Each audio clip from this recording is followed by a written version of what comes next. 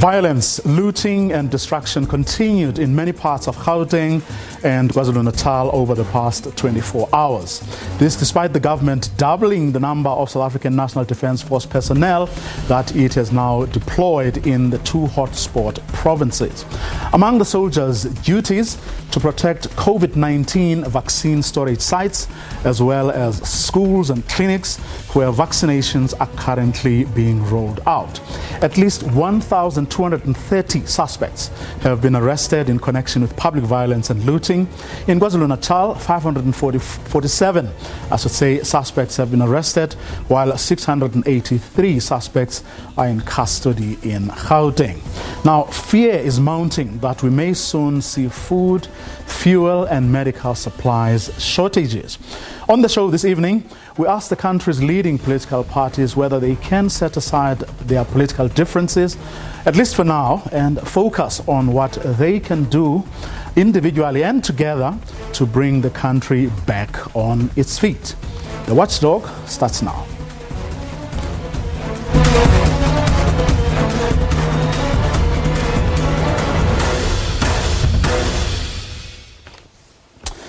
Now, earlier, the acting minister in the presidency, Khumbudzo Chaveni, held a media briefing where she announced a few things that were going to happen, but also imploring the South African public to cooperate with state law enforcement agencies. Here's a bit of what she had to say a few hours ago during that briefing. We understand the concern for community for their safety and their need to protect their properties. We would like to urge these communities to work with the law enforcement agencies to stop the looting and violence and to operate within the rule of law. If we have everybody taking up arms, we stand a risk of having unruly elements also hijacking the noble efforts of the community.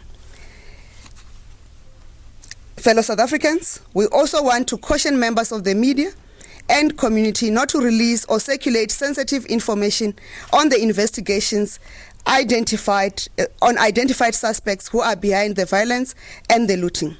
The situation will jeopardize sensitive investigations which are ongoing, and it can affect the judicial process. We therefore appeal for responsible reporting and sharing of sensitive information.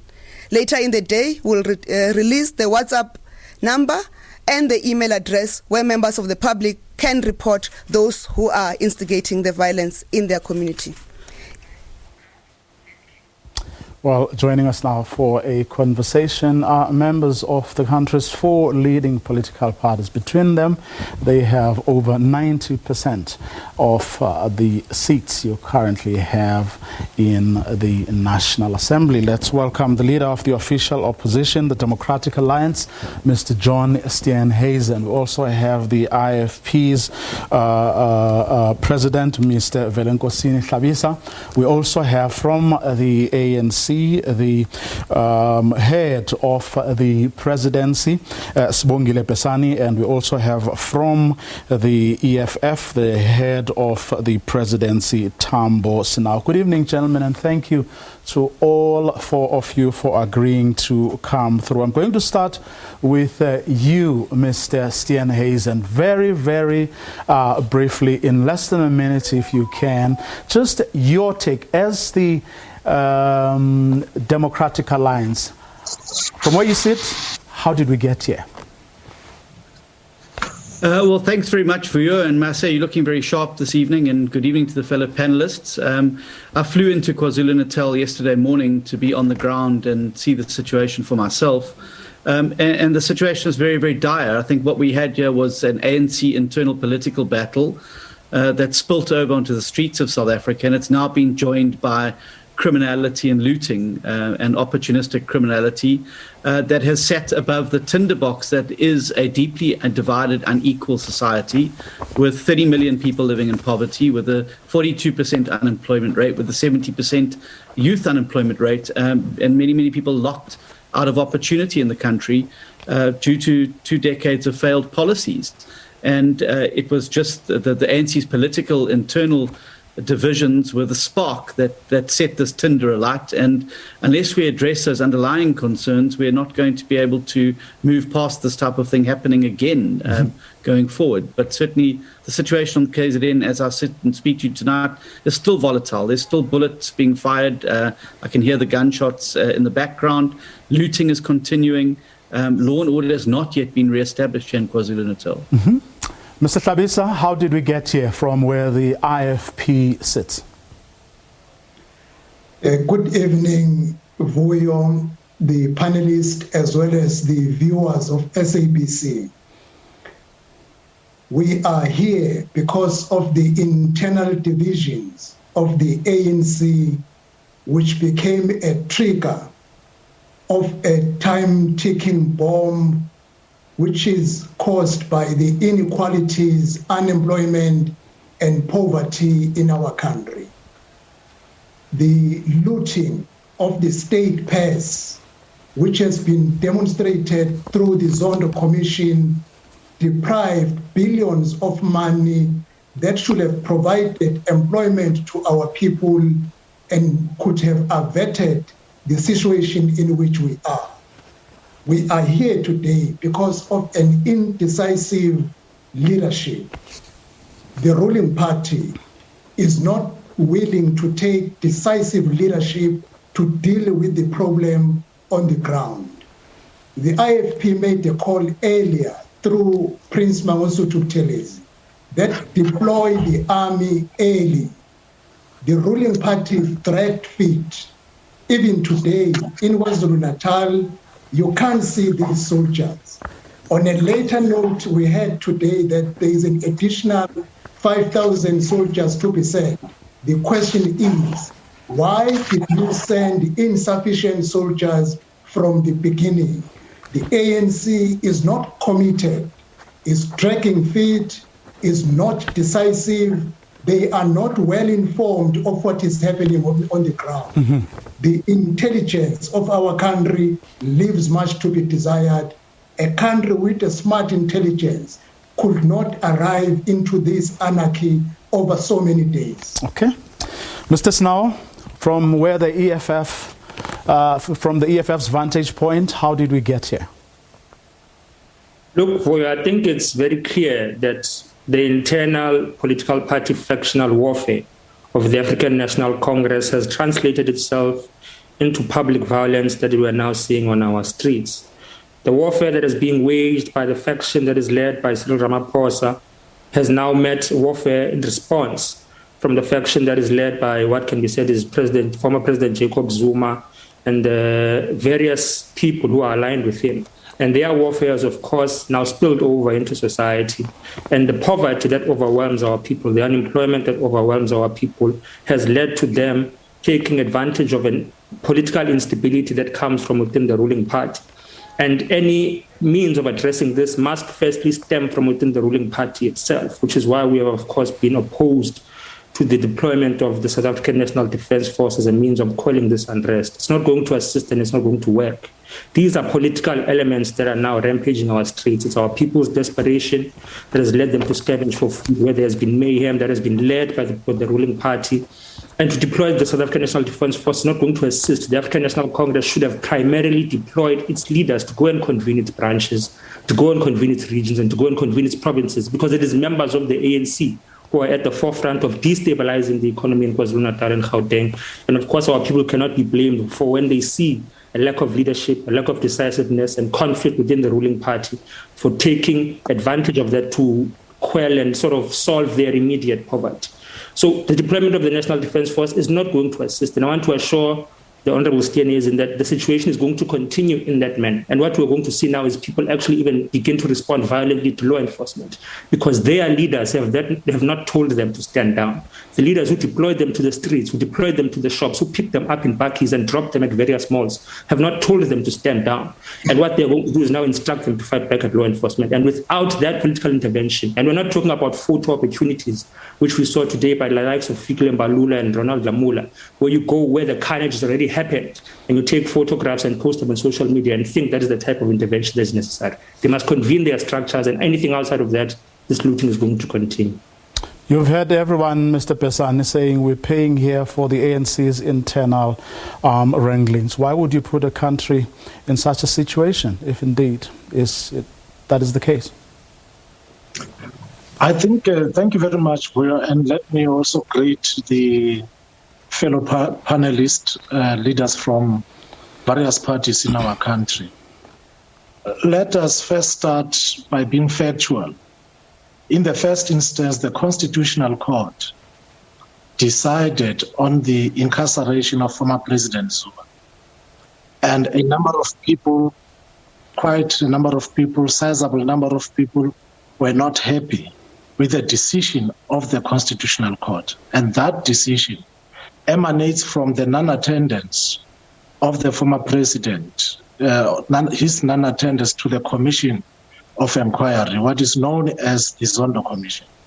And following that decision of the Constitutional Court, we have seen on our screens people going to the former president's residence, and since then, people therefore, after he handed himself over at escort to the law agencies, people then started going out on rampage, saying that they are not happy with the decision of the Constitutional Court. That is a fact. That is what we all know. It's something that we cannot change as for now. We can't change that fact that when everything started, it had to do with the incarceration of former President Jacob Zuma. And following that, we know that looting started. But one of the things that we cannot deny is the fact that it triggered some of the socio-economic challenges that we have. Premised on that, we have seen people looting and so on. So it evolved into something else. Now, to really say, no, it's a pure internal ANC matter,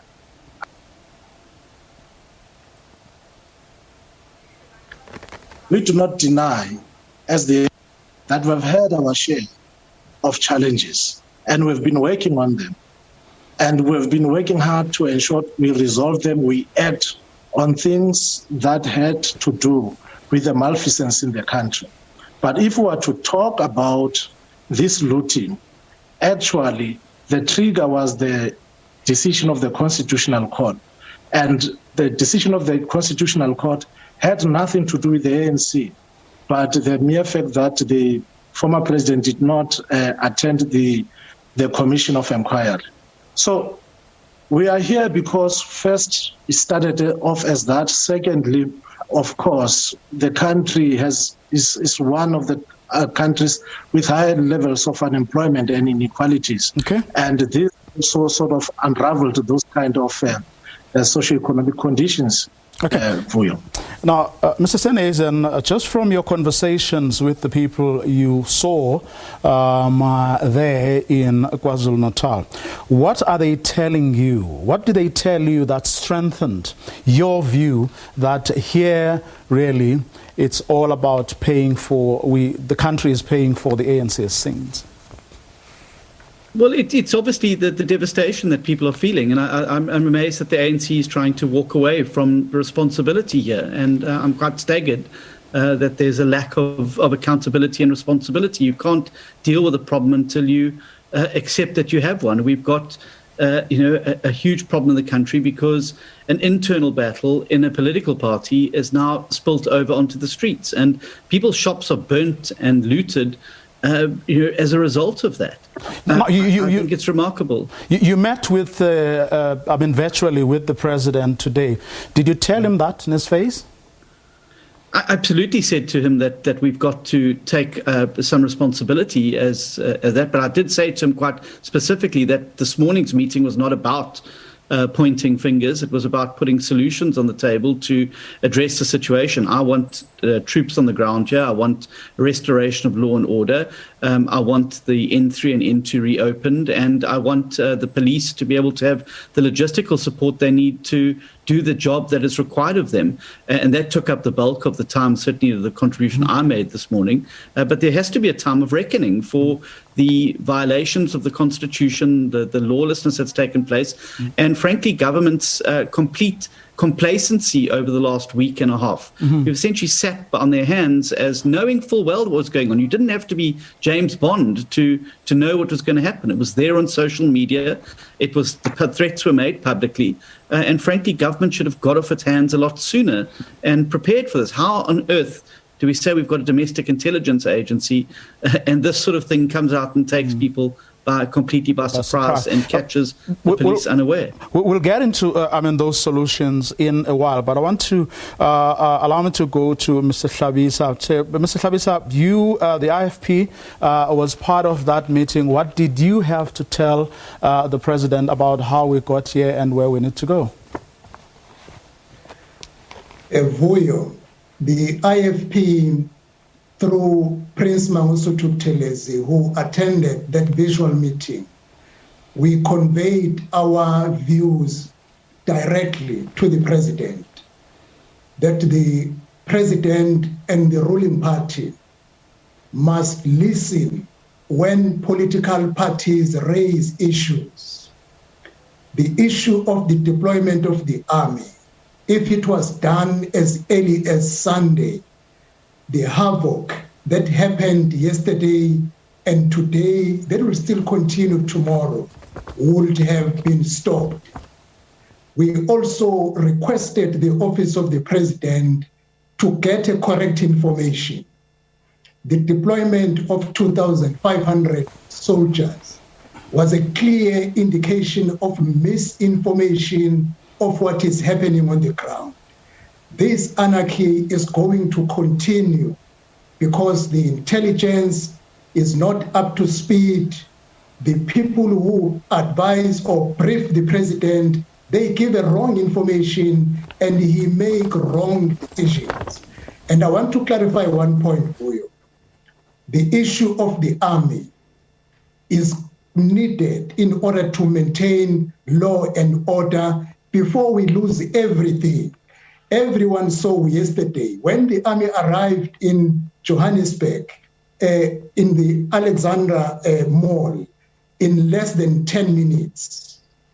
Everybody was away from the site. In less than 10 minutes, no one was shot, no one was injured, but people are aware that our police, the SAPS, is incapable of doing anything. They are still in front of the SAPS, but they know that the army has that ability of maintaining law and order. Unless we intensify, we will lose even the little that is remaining in our economy. Mr. Snow, I didn't see your party's name on the list that the presidency issued. Were you part of that, were your leaders part of that conversation with the president this morning? No, Vuyo. The economic freedom fighters did not participate in what we regard as a rubber stamping of preempted decisions by the president of the country, because it's an exercise in futility. It's almost been a year since the president has held any meaningful consultative interaction with political parties in this country, despite the fact that we've been at war with the deadly COVID-19 pandemic. This morning, he calls a meeting with political parties after already having deployed the army, after already having failed to contain the situation as the state president, and he now wants to co-opt and create a sense of collaboration between political parties in the solutions that are going into quelling the uprisings that are spreading across KZN and Gauteng today. It's completely disingenuous, and it's naive to make us think that this is now a consultative process where we can all work together. It's an completely incorrect approach. So we weren't part of that meeting because decisions had already been made prior to that meeting. We were just being brought in to rubber stamp things that already had been ratified. So the economic freedom fighters did not partake in that. We maintain that the African National Congress has the primary responsibility of ensuring that there is peace in the country, because it is their people who are on the front lines of causing the havoc in the country, whether it's the Constitutional Court judgment or not, that is the tinder or the matches that struck this fire. But it is their members who are leading at the forefront of organizing the anarchy that we have seen across the country. And we're not going to get involved in rubber stamping a process where political parties must now enter societies hiding behind the guns of the military in order to engage their own constituencies. That represents fear. It means the leaders who are elected in this country in their own political parties and in government are afraid of their constituencies. They are unable to engage them. They're afraid of violence from those people that have trusted them with their votes. And the EFF will never fall out of that. Now, why would you be opposed to the army being sent in, irrespective of who may have, what may have triggered the situation that we're in and the ANC's responsibility or culpability? I mean, why would you be so vehemently opposed to the sending in of the army, something your leader called or referred to as a declaration of war on the people? Well, the South African National Defence Force is a highly trained unit of army men and women who deal with situations primarily of warfare and instability domestically and internationally. But in order for us to have a very serious definition or characterize their role quite well, in a nutshell, the army deals with enemies within the country and, of course, to try to stabilize the region in itself. Now, when you deploy the army against people who are stealing nappies, grandmothers who are stealing food, children who are stealing underwear and clothes, like the one we are seeing recently on social media that everyone is crowdfunding for, who are you declaring as an enemy that the army must go and deal with? Who are you declaring as a domestic threat in South Africa towards people who are evidently just looking for food and taking advantage of an incapacity of the ruling party to sustain factional wars within itself? Who are you sending those people to go and deal with? They go in there with live ammunition. And I think something that we must be able to raise here sharply, that no leader has been able to address, is the rise of vigilantism that is happening in these communities. And I think the president of the IFP must be able to take note of that much of the quelling of the unrest in these communities has been as a result of community interventions. Now, this may look like a good thing on the surface, but it's going to have a much longer lasting divisive role in South African society, where people organize themselves and arm themselves, create barricades amongst communities, conduct stop and searches of cars, and go and do door-to-door in people's houses, confiscating what they regard as looted goods. This is what has been resulting in people perhaps refraining from going to loot, which might look like a good thing on one hand, but the long-lasting divisions that are going to arise from the vigilantism that has arisen in this country must be something we must be able to have a conversation about as a collective here as well. Of course, we are opposed to the army's deployment because the army is deployed against an enemy. But what does it mean when, in a country that is so divided on racial and class lines, you say that communities must take the law up onto themselves? Who is going to be the criminal? Because we know in South Africa that the color of the criminal, the skin color of the criminal person is black. It is black people who have been stopped from entering certain suburbs in KZN. It is black people where certain Indian civilians have been beating them with planks and shooting at them. It is black people who have been stopped to enter certain shopping malls because our skin color, the majority of people who are poor in this color, in this country, represents criminality. And that is something we must have a conversation about. What is the role of government? What culpability is government going to take for the deaths that are going to arise from vigilantism? It cannot be said, it would be naive to say that all of the 72 people that we have on record who have died have only died of stampedes. Why are we not asking what is the cause of death of all of those people? As a result, since the deployment of the army, and of course, since the president and the minister of police has said that communities must take the law into their own hands. Okay, we're going to take a quick ad break. When we return, we're talking solutions. What can these political parties do to stop what is happening right now in our country? Don't go away.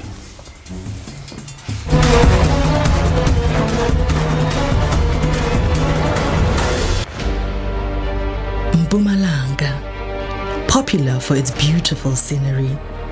This is where the sun rises. From our offices in Bombela, our team travels across the province, covering news just for you. We bring you stories across borders of Eswatini and Mozambique, priding ourselves with the Kruger National Park.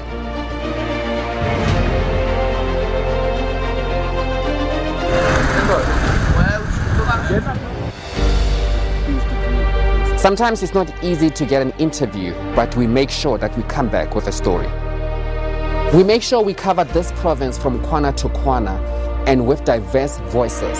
From the province also rich with minerals, we'll keep you informed. SABC News, independent, impartial.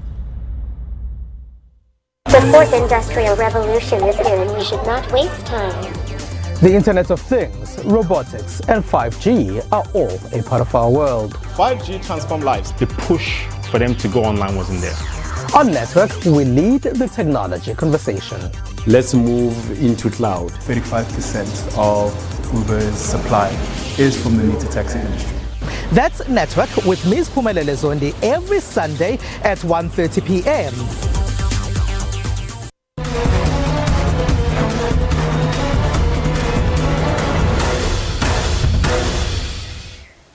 Welcome back, and if you've just joined us, we are in conversation with 4 of the country's political parties. At least 1,230 suspects have been arrested in connection with the public violence and looting we are seeing in parts of KwaZulu-Natal and Gauteng. KwaZulu-Natal alone, 547 suspects have been arrested, while 683 suspects are in custody in Gauteng. And fear is mounting that we may soon see food, fuel, and medical supplies shortages.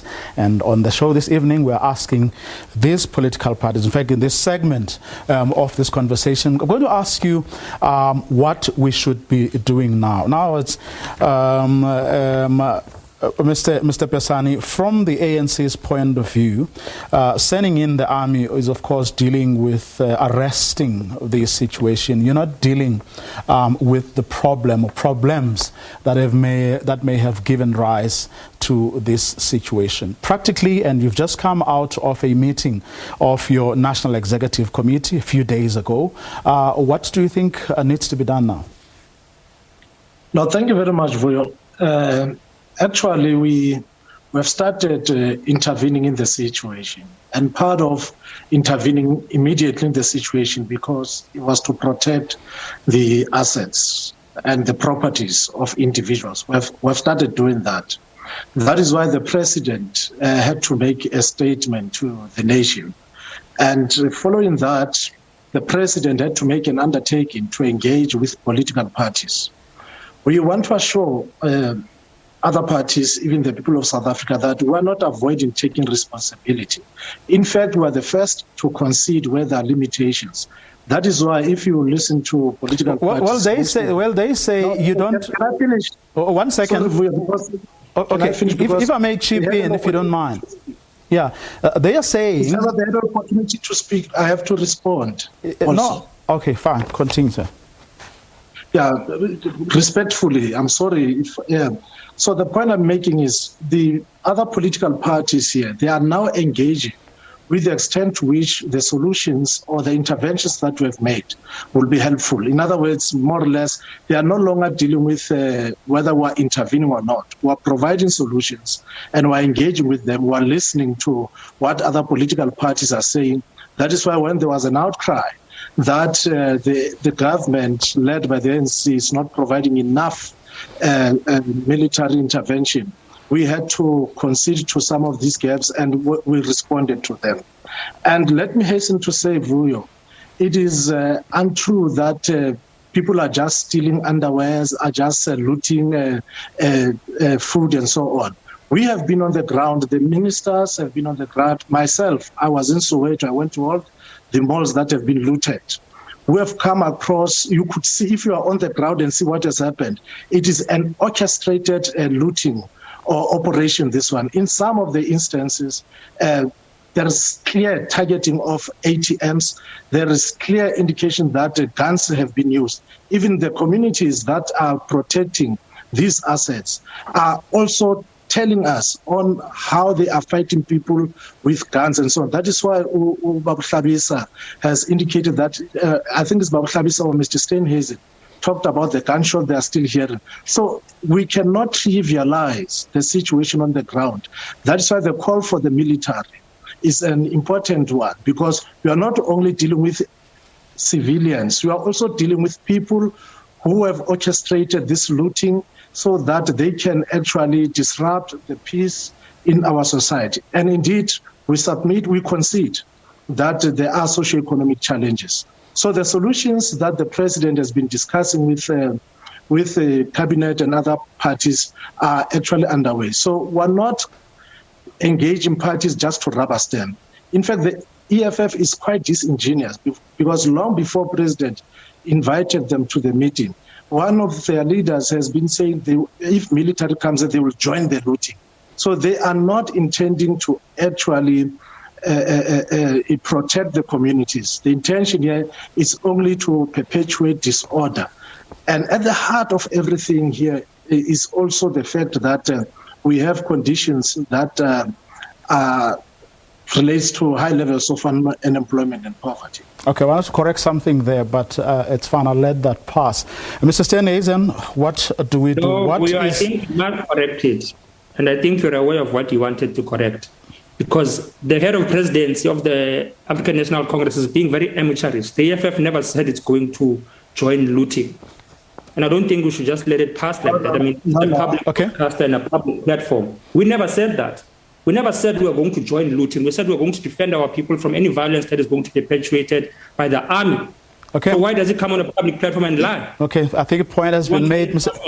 Allow me to go to Mr. Steenhuisen, please, if you will. Mr. Steenhuisen, what is the Democratic Alliance pledging to do, that which is in its power? What can you still do as the party to help arrest this situation?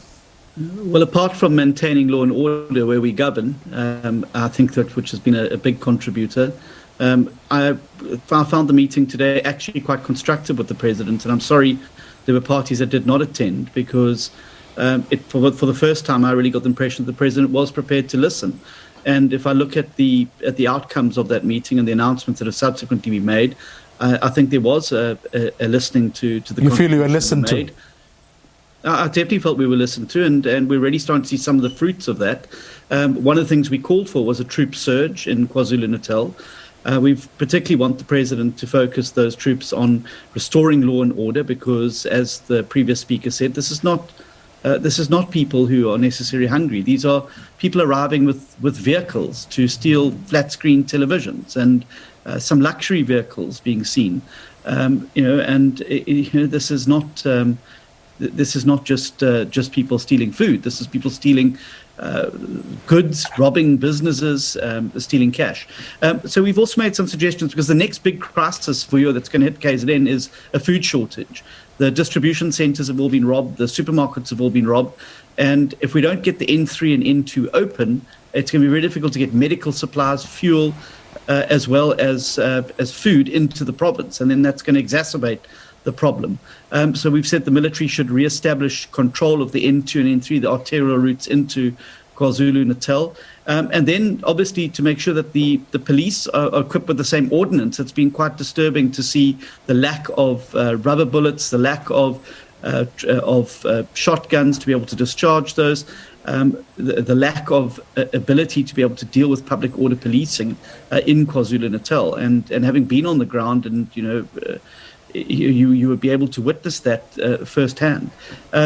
We've also made some suggestions around how intelligence could be better used to infiltrate the WhatsApp groups and the social media posting, which are directing people to various shopping centres, as well as then using, getting food security sorted out in KwaZulu-Natal, preventing farms from being burnt that are providing food sources in KwaZulu-Natal. So I actually thought it was quite a constructive meeting, to be honest with you. And I'm not the biggest fan of the president, and I'm very critical on many occasions. But on this occasion, I really did get the sense that we were being listened to, and I appreciate that. And I hope it's going to continue going forward in this crisis, because it now needs cool heads to prevail. We want to talk about vigilantism. Look at what happened at Vodacom, H&M, Clicks. I would regard that as a form of vigilantism. But nonetheless, this is not the time for inflammatory demagoguery on the ground. It's a time for cool heads to prevail and leaders to lead and to quell the violence. This violence and looting serves nobody's purpose. It is going to cause huge damage to our economy in the long term. It's going to drive unemployment even further into our communities, and it's going to drive inequality even greater. I think the time is now for leaders to come together and put their heads together and find solutions for these problems. And I really hope that spirit is going to continue, because that's what our people expect from us. Now, speaking of leaders coming together, and now I've got to release you because we've got to move across for another interview. But speaking of leaders coming together, even as a symbolic gesture, what about things like appearing together as political leaders to go to communities where you implore them to actually do the right thing? Is that out of the realm of possibility? Not at all. I actually invited the other leaders to come and join me in KwaZulu-Natal on the ground to interact and see for themselves, because you can't actually understand what's going on here unless you're on the ground. What you see on TV is just the tip of the iceberg about what's happening here.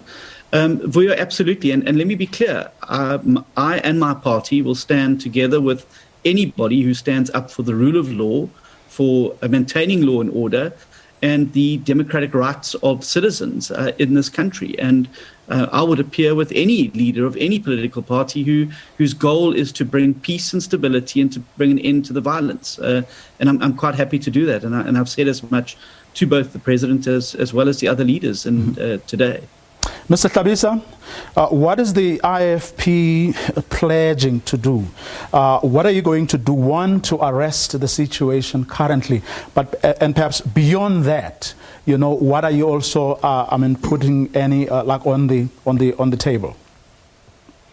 Vuyo, the IFP is going to continue being on the ground.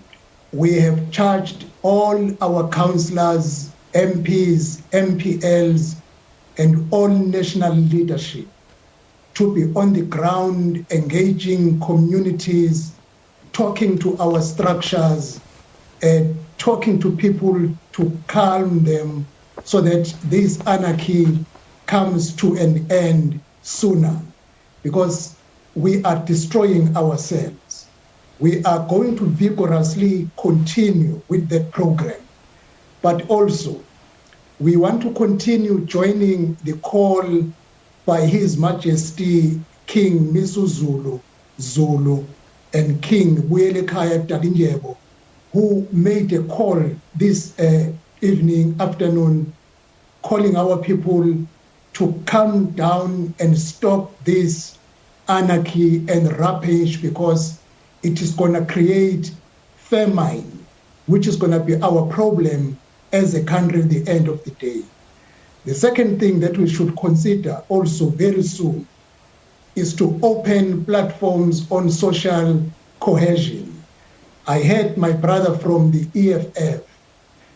If you can look at the issue of Soweto, in Soweto, it is black people who gathered yesterday evening and wanted to defend the Maponya Mall. So now, we shouldn't racialize this one. Any racial group that is treating other race unfairly, we should call that racial group into order and denounce that stance.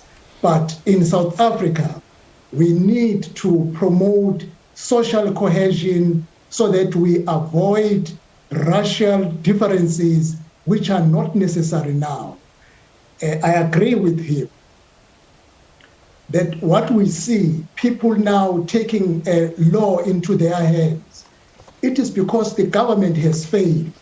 We should not allow that to continue more, because people are not trained equally in how to ensure that you exercise law accordingly. The IFP would want to request the ANC, they must stop denialism.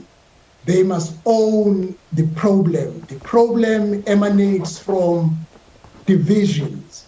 Even the reason why Mr. Zuma is reluctant to testify, it is because he feels Zondo Commission is used by the other faction.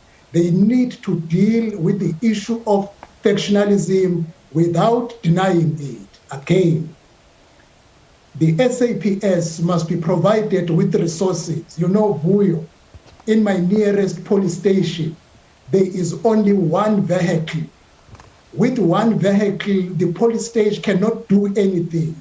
If the vehicle is out, whatever chaos, looting is happening in a nearby shop, they can't go there because there is only one vehicle. So now, the government should provide resources to the police, ensure that the manpower is also increased. Again, the issue of leadership with integrity is what must be provided into our country. The leaders in our country have looted the state purse, and no action has been seen taken against corrupt leaders. Soon, the Zondo Commission must wind up its work. Police must arrest all those who are implicated in the Zondo Commission, prosecute them, and give them harsh sentence. Okay. The Assets Official Unit must start collecting all the money and goods which were accumulated by all those who are implicated in the Zondo Commission, because our people are suffering from this unemployment. It is because of the looting done by the ruling party as exposed in the Zondo Commission.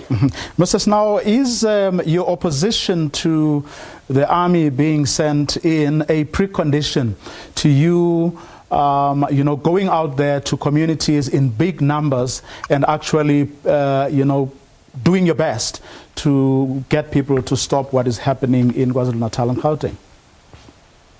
Absolutely, Vuyo. And I think we must clarify a basic misconception that our reluctance to go to the ground does not constitute an endorsement of what is happening on the streets of Gauteng and KwaZulu-Natal. We are just simply refusing to go into our communities and engage with our people behind guns. We are confusing to walk side by side with the army and going to call people who elected us, people who voted us into order, as if we are afraid of them. We're not going to form part of that. And I think we must register that it's not surprising to us that the likes of the Democratic Alliance are finding the president cooperative, because he read their statement verbatim as a solution to the current political crisis in the country. I think the only thing he didn't do is reconvene parliament as a consultative measure, but he convened political parties at their behest. He deployed the army at their behest. So there's no reason for them to not be pleased with what is happening, because he is acting as their proxy. So as the economic freedom fighters, it's a precondition that is non-negotiable for us. We're not going to go to the ground behind guns. And I want to raise again sharply that we must be very careful of what is happening in the ground that is operating as community justice which is under the guise of vigilantism. What is happening in Phoenix, and I want us to note this currently, right now, there's a situation brewing in Phoenix between Indian people and Zulu people. And the constant encouragement that communities must take the law into their own hands is something that is going to backfire. And when it backfires, it's going to be very painful for all of us to watch. When armed citizens, whether black or white, chase down civilians in malls and streets. That is something that we must be able to just repeat here, that there's a situation brewing in our communities where our people have been pit to war against each other, instead of a political party convening its structures, because it is people within its structures. We saw today in News 24 that it is even people who were formerly within the State Security Agency who have been identified to be critical to the mayhem that is happening in those two provinces. Even though the minister and the presidency in Shabeni said we must not speculate about that. This is a free and democratic country. We're not going to succumb to calls for us to not share things on social media and discuss public investigations when we get access to such things. It is people within the African National Congress that are orchestrating the looting of ATMs. It is people within the African National Congress that are funding with cars, with petrol, and all of these sorts of things that are causing havoc in these provinces. And to deny this is simply naive and amateurish. And it is only once the ANC conducts an internal process on its own to convene its structures and call for a ceasefire.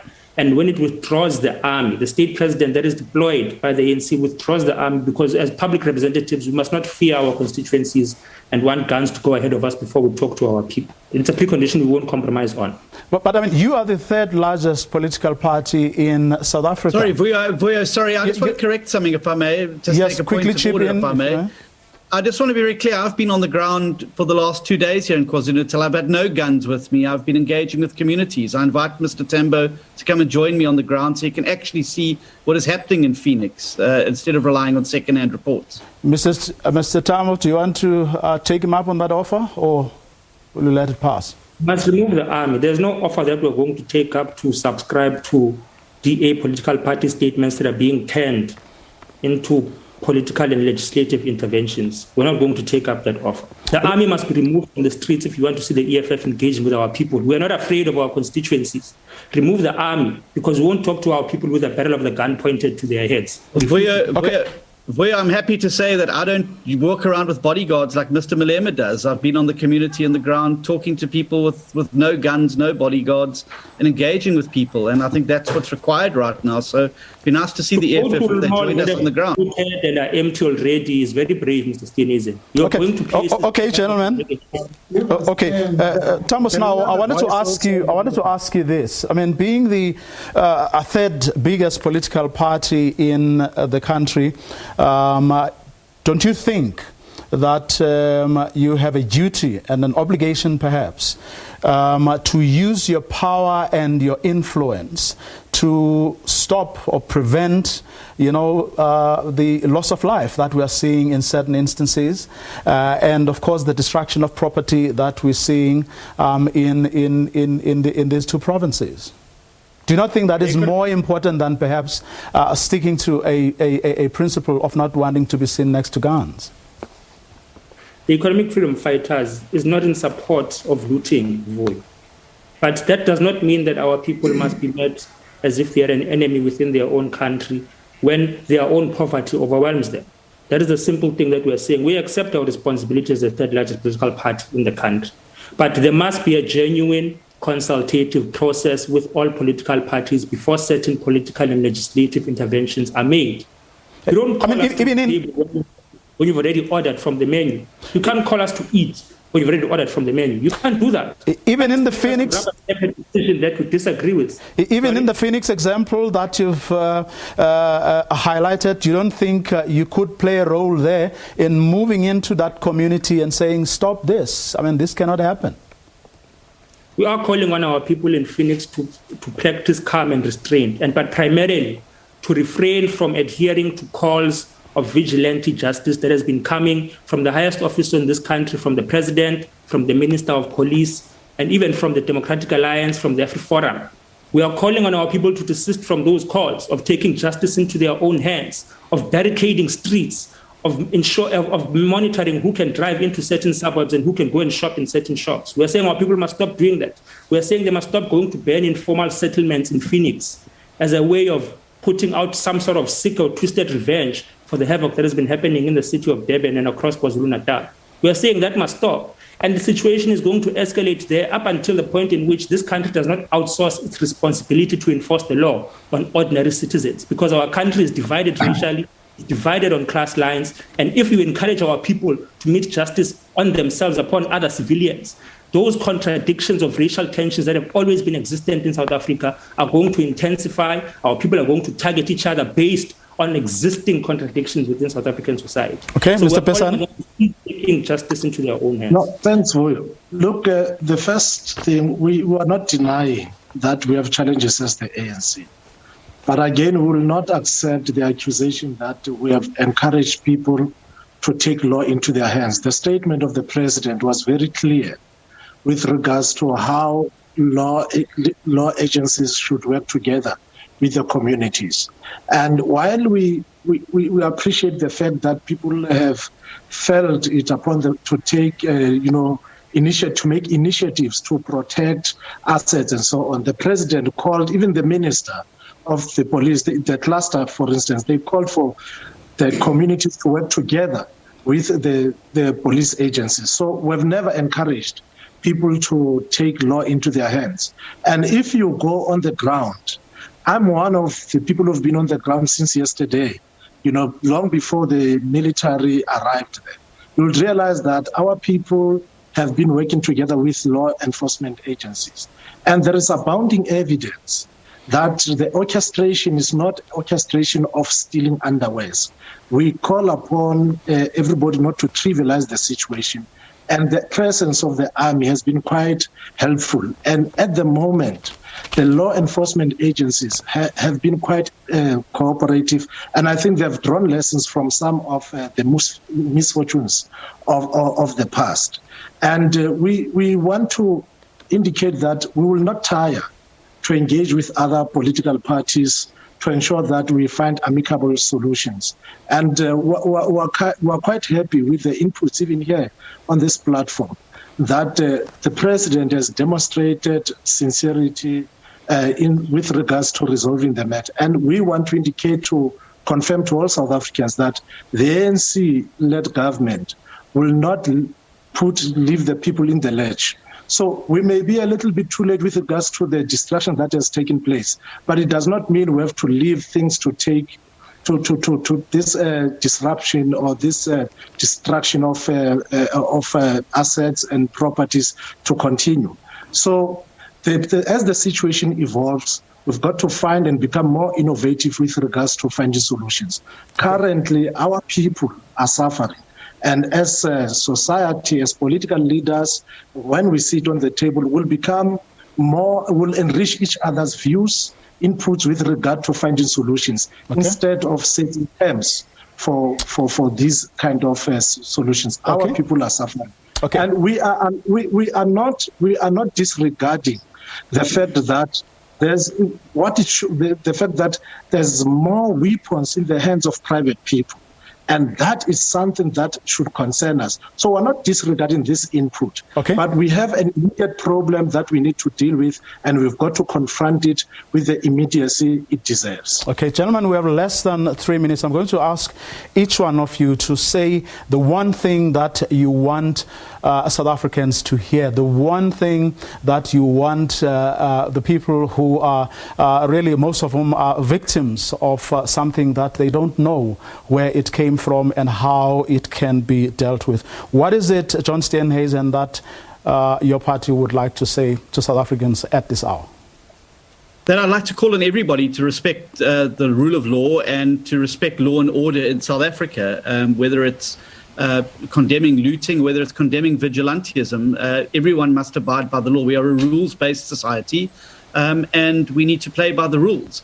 And none of the other rights in the Bill of Rights are ever attainable if government fails in its one duty, and that's to protect citizens. So I want to see the rule of law re-established in KwaZulu-Natal and Gauteng before it spreads, and I want to see citizens working together to find solutions to the problems, and I want us to work even harder to address the underlying issues that lie at the heart of this: inequality, poverty, and deprivation. And we've got to reform this economy to be more inclusive and to give more people a stake in the future of the country. So we don't have this tinderbox that goes forward. Thank you. The IFP calls upon all people of South Africa, KwaZulu-Natal and Gauteng in particular, to remain calm and stop the looting that is going on, and ensure that we bring back stability in our communities. Any racially motivated action is called against by the IFP. We believe, as people of South Africa, we must promote social cohesion. So anyone who acts out of racial inclination, the IFP says that should come to an order. And finally, the IFP is calling upon the president to call a sitting around the table of all business, clergy, to come up with a solution how to it from the ashes. We've started to run out of time. Quick closing words from you, Tambos now. Thank you. We're calling on our people to remain calm. We're calling on them to rebuild their community where they can. And of course, we're calling on our people to refrain from taking the law into their own hands from all sectors, taxi drivers, civilians. We are calling on our people to refrain from emitting violence on each other and doing the duties that are supposed to be done by government and the ruling party, which has unleashed a war into our society. Okay, unfortunately, that's all we had time for. Please do join us again tomorrow evening as we look at some of the issues of the day. That's where we're going to leave it. Have a good night to join us again tomorrow.